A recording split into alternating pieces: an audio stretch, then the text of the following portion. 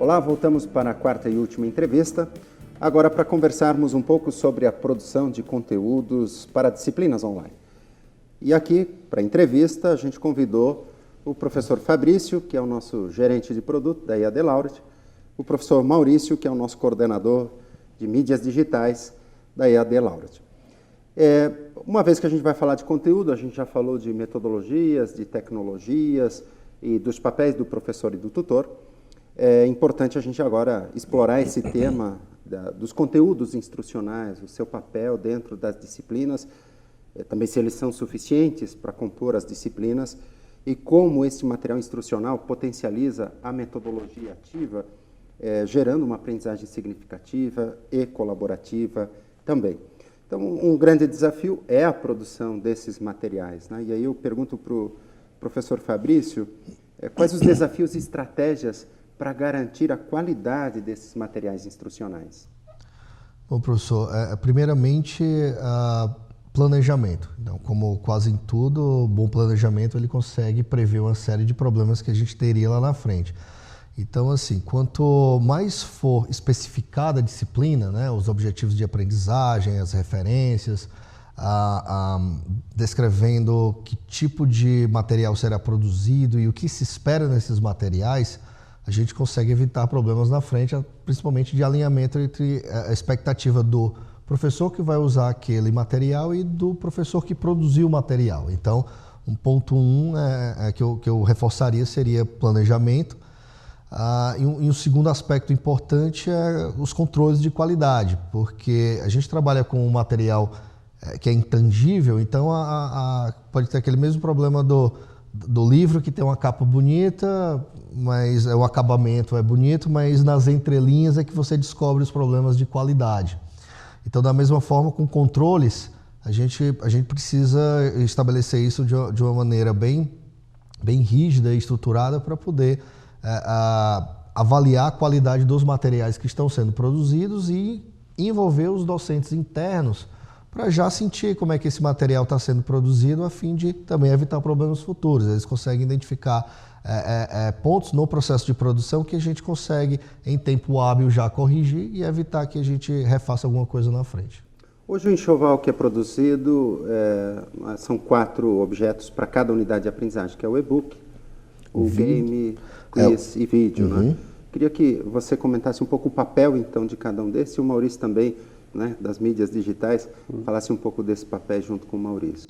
Perfeito. Então, sobre o e-book, ele tem mais uma função de conversar com os materiais referenciais, com as referências bibliográficas. Ele, de certa forma, é uma forma resumida de uma leitura mais densa que o estudante vai encontrar na literatura referenciada, né? Que, no caso, a gente utiliza bibliotecas virtuais para conversar com o e-book. E o e-book esgota os conteúdos de uma disciplina? É possível esgotar no material, nos textos apresentados para os estudantes? Não, é impossível e ele não tem a proposta de esgotar. Muito bem. Ele justamente cobre de maneira geral, ele abre, ele provoca algumas reflexões e indica algumas leituras aprofundadas que o estudante terá que buscar lá na biblioteca virtual, por exemplo. Perfeito. Game, quiz e vídeo? Vídeo é mais no sentido de demonstrar algum ponto crítico daquele conteúdo, às vezes um conteúdo que é um pouco mais desafiador para o estudante. Então, o vídeo, ele com mais informação audiovisual, ele consegue apresentar isso de uma maneira mais explicativa. E o game é mais para o estudante praticar. Então, ele tem a oportunidade de pôr em prática aquilo que ele está entendendo. Então, é uma forma de... uma forma dele exercitar aquilo que ele está aprendendo ou consumindo, né, em termos de conteúdo no e-book, nas referências. Eu acho que mais do que isso também é quebrar um pouco a dinâmica. Então ele vai utilizar o quiz, o game e tudo isso vai diversificar a maneira dele aprender. Porque nós sabemos que o estudante ele é diferente. Então tem estudante que pode gostar mais de ler, tem estudante que pode ter uma aptidão, uma ligação maior com games, com interatividade e assim, um não substitui o outro, muito pelo contrário, um vai complementando o outro E isso faz que o conteúdo como um todo fique muito mais atrativo, né? E a gente poderia afirmar que ele não tem uma ordem hierárquica para acessar esses materiais. Sim. São multimeios, o estudante pode começar com o vídeo, depois ler os textos do e-book, fazer o quiz e assim por diante, né? Ele pode embaralhar essa estratégia dele. É verdade, bom ponto. Inclusive, a gente não sabe como é que é o contexto de aprendizagem do estudante no momento em que ele está interagindo com o conteúdo. Então, essa ordem pode, inclusive, variar se ele estiver lendo um e-book no ônibus, ou se ele estiver em casa com Wi-Fi, ele vai acessar o vídeo. Então, é muito também, depende bastante do contexto em que, o momento em que ele escolhe aprender. Por isso que a gente precisa de um acervo multimediático para poder atender todas essas situações. E lembrando que esses conteúdos que nós produzimos, eles atendem justamente a essa realidade. Ele pode ver no celular, ele pode ver no... São responsivos. Exatamente. Então, é justamente pensando nisso. Ele pode ver algo que se adapta justamente ao local que ele está. Ao recurso e ao local, o momento Perfeito. de aprendizagem, né? Como o Fabrício falou, ou o momento, até o tempo, né, que ele tem para fazer isso, ou no ônibus, ou em casa, na fila de espera, em alguma circunstância que ele tem algum tempo e queira acessar. Bem, a gente conversou anteriormente, nas entrevistas antecedentes, em relação ao papel da trilha de aprendizagem, né, porque o conteúdo só ali disposto vai gerar um hiperlink, e não um hipertexto. Tem um contexto que o professor... E aí está a plasticidade das disciplinas. Você tem recursos de prateleira, mas você tem um papel aí do professor na organização desse conteúdo. E aí o Fabrício comentou que os conteúdos não têm o propósito de esgotar todo o conteúdo. Eles alavancam as discussões, eles potencializam o aprendizado, eles criam as referências. E o professor teria a liberdade aí de construir materiais complementares, diferentes, né? E que podem ser produzidos por ele. Queria que você contasse um pouco desta estratégia, né, de complementos que o professor pode trazer também com multimeios para as disciplinas. Muito bacana. Isso é muito interessante pelo seguinte: o professor recebeu esse conteúdo e ele não fica totalmente preso a isso. O conteúdo ele é muito bom, mas ele pode ser complementado, ele pode ficar melhor ainda partindo da pessoa do professor, os conhecimentos, as experiências que o professor pode influenciar. E como que isso é feito? Isso é feito através de uma equipe interna que dá esse suporte para o professor, principalmente que, por exemplo, nós temos um professor que ele é totalmente acadêmico e ele não tem nenhuma ligação com a tecnologia. É aí que a nossa equipe entra. A gente disponibiliza para esse professor todos os recursos que vai ajudar ele a complementar esse conteúdo, e ele não vai ter que ficar preso só ao que foi construído pelo fornecedor.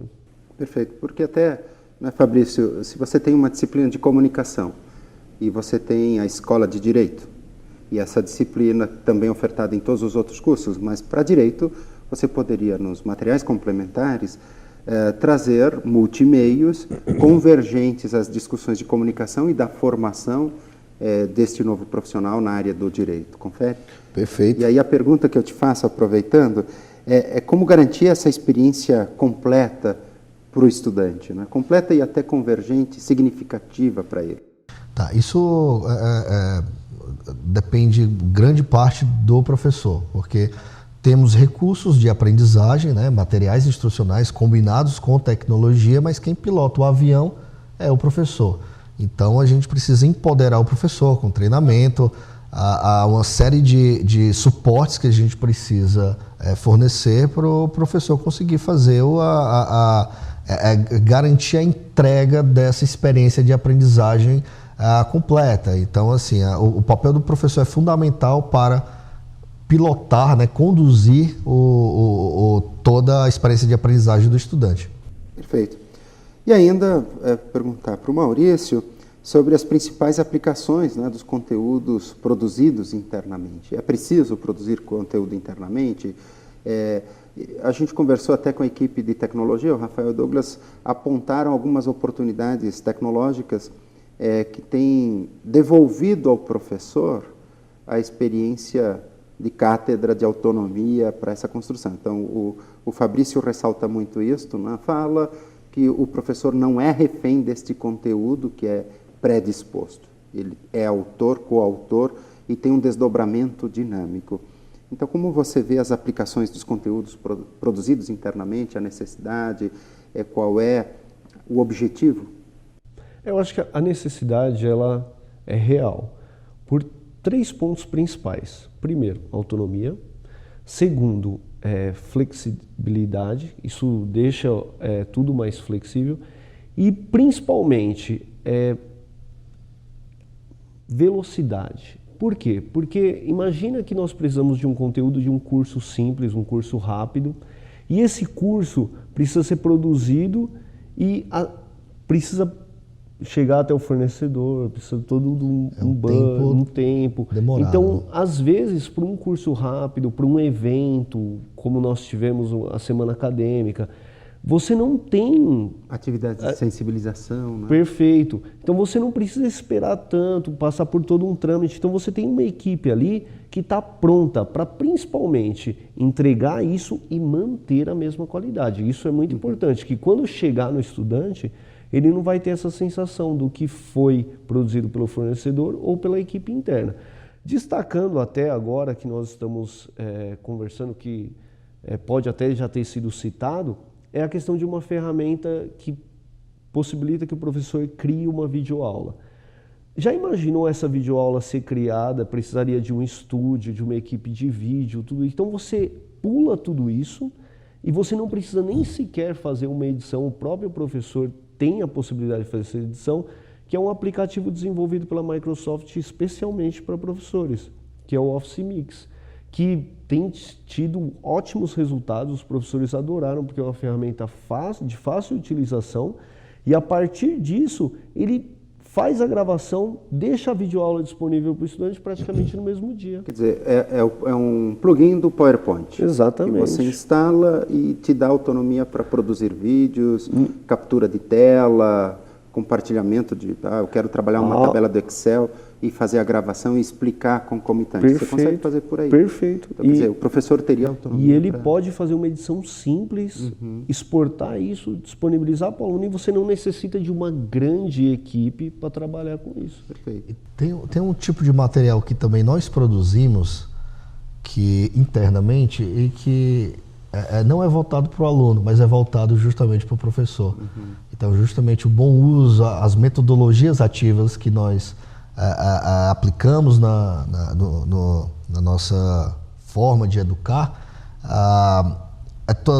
isso tudo, os manuais, os tutoriais, toda essa produção é interna e é voltada para o professor. E é extremamente relevante para justamente fornecer a produção, entregar a experiência de aprendizagem para o estudante no final. Perfeito. E Fabrício, em relação a você que acompanha e tem uma expertise aí singular na produção de conteúdos e materiais instrucionais, a gente está falando do professor criar, né? Então, ou o professor que é autor. Um professor, ele é preparado, né, no processo de construção científica, na metodologia, produz artigos científicos, ele é um bom autor automaticamente para materiais instrucionais? E que formação a gente precisa garantir para esses professores serem autores de conteúdos a serem dispostos, né, como material referencial, ou estes conteúdos complementares? O que tem que ser atentado nesse processo de formação? Interessante essa questão, porque não necessariamente um bom professor é um bom autor, até porque ele não passou pelo seu processo de formação uma escrita de um material instrucional, apesar de a prática com a escrita de pesquisa científica é uma outra linguagem. No material instrucional a gente tem uma linguagem mais dialógica, uma linguagem mais leve, um pouco mais informal do que a gente costuma ver em artigos científicos. Sim. Então é um tipo de escrita diferente. Então a gente precisa de fato capacitar o professor para convergir, né, dessas linguagens diferentes. Então, se ele é um bom professor porque ele consegue apresentar um conteúdo de maneira didática, utilizando recursos visuais, por exemplo, então o treinamento seria a gente tentar captar isso e entender como ele conseguiria transferir essa dinâmica para um texto dialógico. Da mesma forma, um professor que ele é muito bem treinado em apresentar um conteúdo de uma maneira científica através de um paper, por exemplo, como ele iria traduzir essa linguagem para uma linguagem mais dialógica, que a gente geralmente é o que a gente formata, por exemplo, nos e-books. Né? Esse é o tipo de linguagem um pouco mais leve, né, para o estudante. Então, seria esse o tipo de treinamento. É sempre pensar nessa interlocução, né, com este aprendiz, mas que não é um aprendiz passivo, é ativo e, portanto, tem que devolver para ele a capacidade dele pensar, elaborar, argumentar, se posicionar e construir o conhecimento colaborativamente. Né? Eu fico lembrando, a gente hoje fez um exercício nas entrevistas de lembrar a sala de aula presencial. O professor tem muita autonomia na sala de aula, né? Fechou a porta ali na sala, ele tem um planejamento, ele segue, ele tem uma orientação, mas ele tem uma autonomia, ele cria as estratégias. Lá no início da educação à distância surgiu uma preocupação de que o professor perdeu a autonomia de sala de aula, uma vez que ele recebe conteúdos prontos e tem que seguir o que está ali no protocolo. Na conversa de hoje aqui fica demonstrado que não, que esse material não é autossuficiente e é preciso a inteligência do professor para construir essa contextualização e direcionar o processo de aprendizagem conforme o perfil dos seus estudantes, construindo materiais complementares, construindo estratégias de aprendizagem colaborativa e significativa por aí afora. Perfeito? Perfeito. Muito bem, eu agradeço ao professor Fabrício, professor Maurício pela entrevista, por compartilharem o conhecimento. Ficamos por aqui, encerramos o nosso circuito de entrevistas. Espero que vocês tenham gostado e convido vocês a apreciarem o desdobramento das atividades deste curso. Até mais.